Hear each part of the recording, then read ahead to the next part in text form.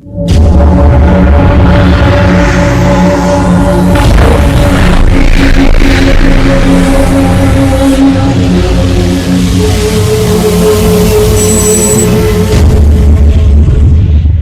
जंगलों और ऊंचे पहाड़ों के बीच बसा था एक छोटा सा गांव, ब्लियाना। दिन में ये गांव जितना शांत था, रात होते ही उतना ही डरावना लगने लगता था। गांव के छोर पर एक सुंदर बाग था, रंग बिरंगे फूलों से सजा हुआ, लेकिन कोई भी उस बाग में जाने की हिम्मत नहीं करता था, क्योंकि बाग के उस पार थी एक गुफा, और कहा जाता था कि उस गुफा में रहता है एक जिन्न।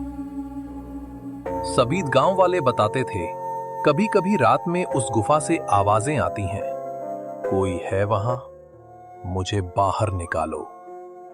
लोग कहते थे, जो भी उस आवाज के पास गया वो कभी वापस नहीं लौटा। अरे भीम, कल मैं उस बाग के पास गया था, वो जिन की आवाज फिर से आई थी। क्या तू वहां गया था? पागल हो गया है क्या? सुना नहीं गांव वाले क्या कहते हैं, वो गुफा मौत का जाल है। डरता तो सब है भीम, पर कभी सोचा है अगर ये सब झूठ हुआ तो? अगर वहां जिन नहीं कोई इंसान फंसा हो तो? जो भी हो अर्जुन, अब तू उस तरफ मत जाना, कहीं तू भी लौट कर ना आए। उस रात गांव में सन्नाटा था। सारे घरों की बत्तियां बुझ चुकी थीं, लेकिन अर्जुन के घर की खिड़की से मशाल की हल्की लौ झलक रही थी। वो अकेला निकल पड़ा उस बाग की ओर। कोई है, मुझे बाहर निकालो। अर्जुन ने गुफा के पास झांका। अंदर से ठंडी हवा का झोंका आया और फिर एक चीख। अगले दिन सुबह गांव में सिर्फ सन्नाटा था। लोगों के बीच डर फिर लौट आया। गांव के व्यापारी रघुनाथ के घर में उसकी दोनों बेटियां सिया और मीरा फूलों के शौक में डूबी रहती थीं। बेटियों, मैं शहर जा रहा हूं, लेकिन याद रखना, उस बाग में मत जाना। वो जगह अपशगुनी है। अर्जुन की मौत याद है ना? जी पिताजी, हम नहीं जाएंगे। पर जैसे ही रघुनाथ गया, सिया की आंखों में वही सवाल चमकने लगा, क्या वाकई वहां जिन्न है या कोई राज? दीदी, कहीं हमें भी कुछ न हो जाए। सब कहते हैं वहाँ जिन्न है। डरना छोड़ मीरा, कभी कभी डर के पीछे सच छिपा होता है। चलो देखते हैं वो गुफा आखिर है कैसी। दोनों बहनें बाग में पहुंची, जहां फूल तो खिले थे, पर माहौल में अजीब सी ठंडक थी, जैसे किसी की निगाह उन पर टिकी हो। कहाँ जा रही हो बेटियों?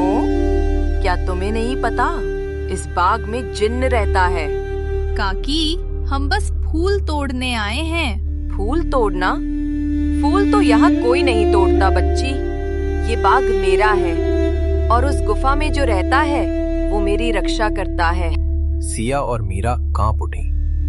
वो औरत धीरे धीरे अंधेरे में गायब हो गई, पर उसकी बातें हवा में गूंजती रहीं। उस गुफा में मौत है, मौत। लेकिन सिया का मन अब और बेचैन था। वो जानती थी, इस रहस्य का जवाब सिर्फ उस गुफा में ही मिलेगा। उस रात सिया को नींद नहीं आई।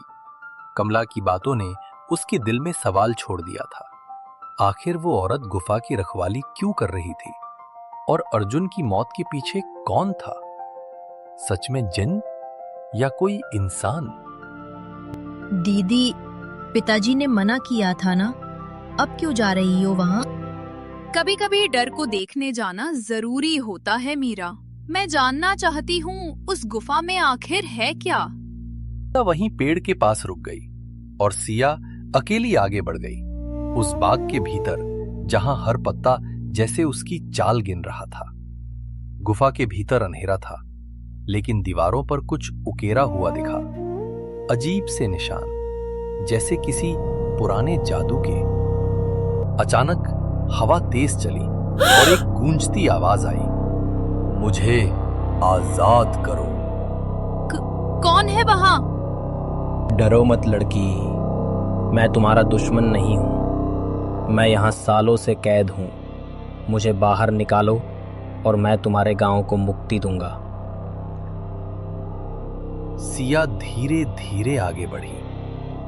गुफा के बीचों बीच एक पत्थर का गोल दायरा था, जिसके भीतर धुएं सा धुंधलका घूम रहा था।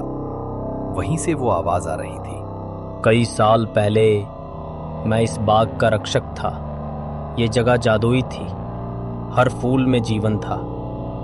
लेकिन एक औरत, कमला, लालच में अंधी हो गई।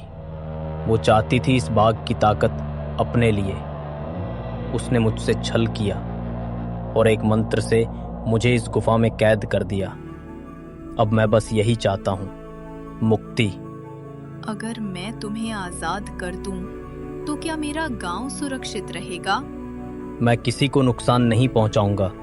मुझे बस आजादी चाहिए।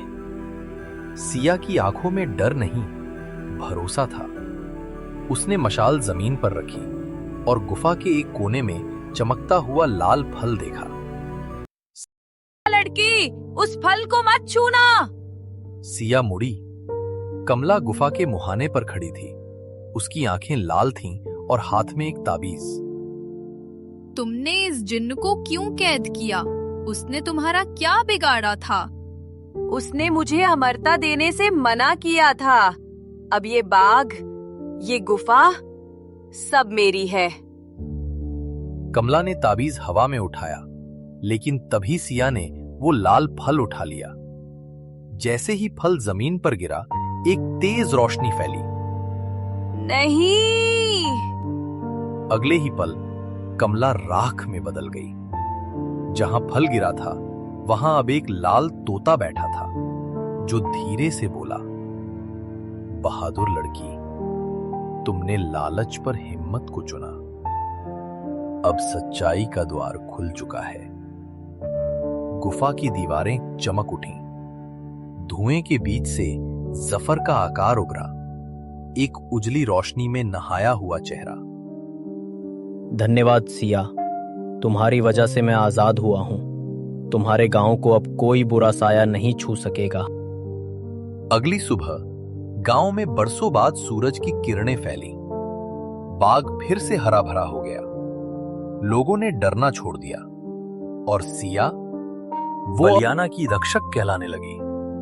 नभी कभी डर सिर्फ अंधकार नहीं होता, वो एक परछाई होती है, जिसे हटाने के लिए चाहिए सच्चाई और हिम्मत।